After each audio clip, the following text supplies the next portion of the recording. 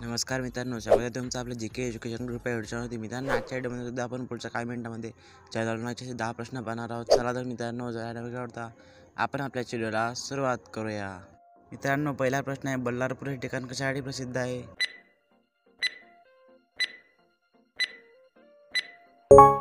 उत्तर आहे option number बी, कागद कारखाना. बल्लारपूर हे ठिकाण कागद कारखान्यासाठी प्रसिद्ध आहे.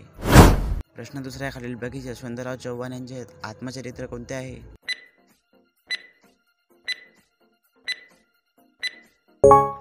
उत्तर आहे ऑप्शन नंबर बी, कृष्णाकाठ. खालीलपैकी यशवंतराव चव्हाण यांचे आत्मचरित्र कृष्णाकाठ हे आत्मचरित्र आहे. प्रश्न तिसरा आहे, भाववाढ झाल्यास सर्वात जास्त फायदा कोणाला होतो?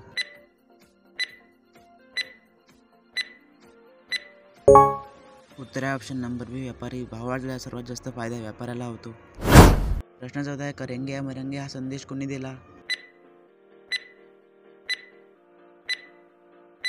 उत्तर आहे option number D, Mahatma Gandhi. करेंगे या मरेंगे हा संदेश महात्मा गांधीजींनी दिला.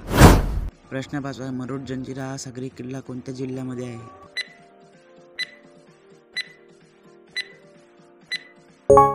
उत्तर आहे option number C, Raigad. Murud Janjira हा सागरी किल्ला रायगड जिल्ह्यामध्ये आहे.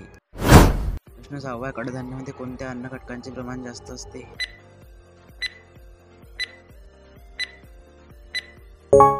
उत्तर आहे option number C, carbohydrates.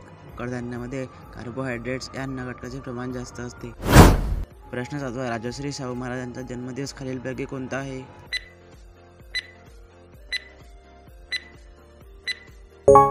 Option number C, 26 जून 1874. राजश्री शाहू महाराजांचा जन्मदिवस 26 जून 1874 हा दिवस आहे. प्रश्न आठवा, संसदेचे एका वर्षातून किती अधिवेशन होतात?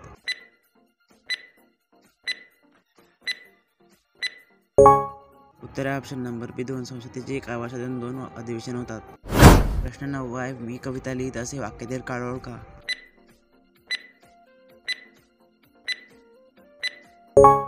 उत्तर आहे ऑप्शन नंबर बी, रीतिभूतकाळ. मी कविता लिहित असे या वाक्याचा काळ रीतिभूतकाळ हा होतो.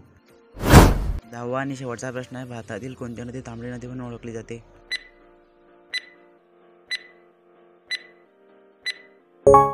उत्तर आहे ऑप्शन नंबर बी, ब्रह्मपुत्र. भारतातील ब्रह्मपुत्र ही नदी तांबडी नदी म्हणून ओळखली जाते. मित्रांनो, आजचा व्हिडिओ कसा वाटला कमेंट करून नक्की सांगा. भेटूया काही पुढच्या नवीन व्हिडिओमध्ये. जय हिंद, जय महाराष्ट्र.